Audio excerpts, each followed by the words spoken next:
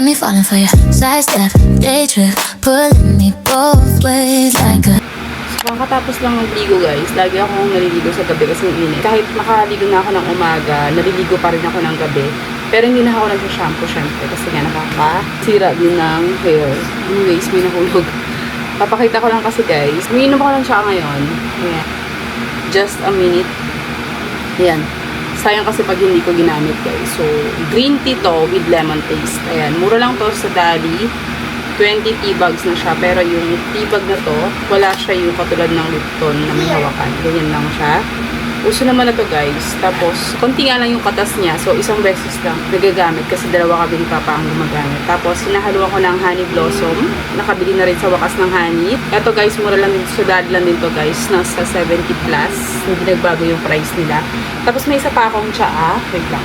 Kung nga sa totoo lang, ito yung dating nabili namin na chamomile naman. Dalawang box naman to eh. So, yung isang box, ubus na. And this is also 20 tea bags. Kung chamomile na yung tulog mo. Mag-edit kasi ako. Kahit pa paano mag-edit ulit tayo ng panibago. Ay, itong Lumay naman guys, yung gamit ko. Matagal ko nang ginagamit to. 1 week ko siya nung 25. So, 18 ako nag-start dito guys. Lumay. Kasi 1 week ko ng 25. So, spray bottle siya na rosemary infused hair growth support serum. So, tignan natin kung may pagbabago na dyan kasi medyo manipis na yung hair ko dito guys. Tapos yung ano natin dito din. Ito pinofocus ko. Sanay ako sa natin. Takbo natin. Walang pala.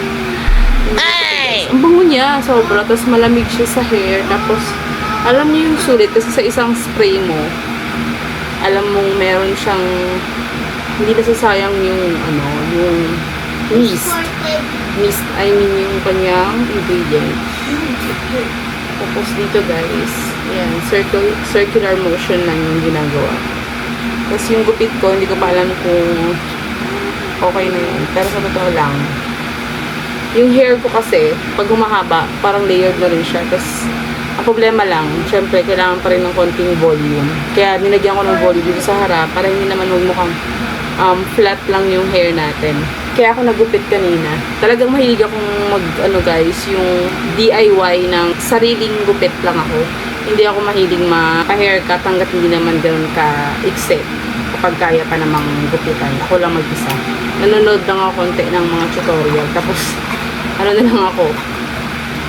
Kanya-kanya na kami ng kahit yung tutorial nga, hindi ko masyadong nasusunod eh. Kasi nga, wala ako masyadong, lalo kapag mahaba yung hair niya, yung kaninang ginawa, hindi ko masyadong, nakakatawa yung mukha ko kanina kasi nakatakip ng gano'n sa kanya na gano'n niya pa.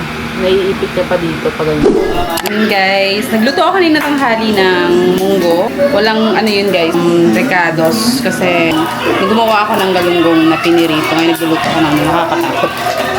Yung talsik nung sa, alam niyo yung yung puset. Ito siya. Ngayon nagluluto ako ng puset. Ayan, tsaka yung munggo, iniinit ko kasi may natira pa. Kaninang ngayong gabi namin kakainin to kasi pa lang naman, 7 pa lang. Siguro, parang makakain kami ng maaga-aga bukas ni Papa. Kasi, sobrang gabi na, hindi din maganda kumain. Kasi nga, di ba, 16:08 kami ni Papa. So, yun lang. Ay, grabe nagtawasikan. So, yun lang, guys. Magluluto na ako ba ako niya? Tumasik na sa mukha ko. Puset. Ayan. Good morning guys! Kumakain ako ng tirang apple ni Adi.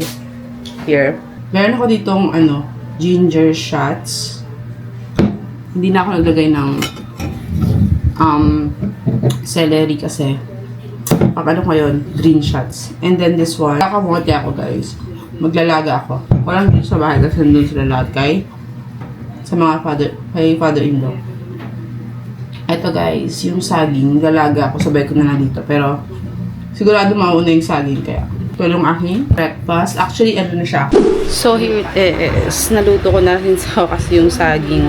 Kanina pa ako mag-isa guys kasi si Papa nga may inaayos na computer dun sa kila mama, sa mama niya.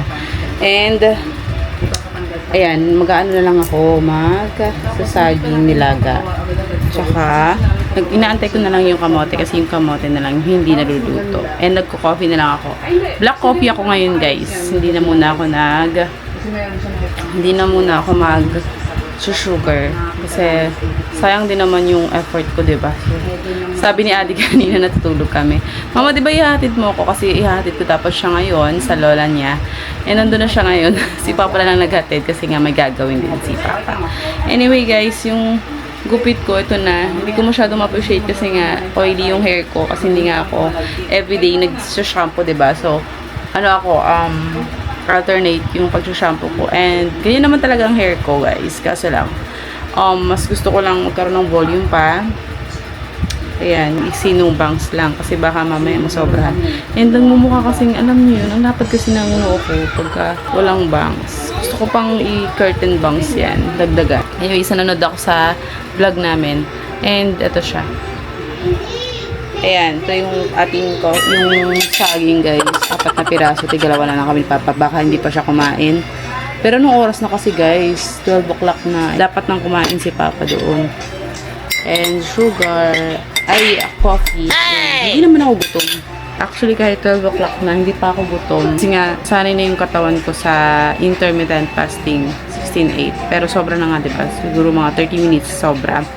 Kasi, sa 7:30 kami stop kumain. Excuse me. Nag-probiotic nga ako eh.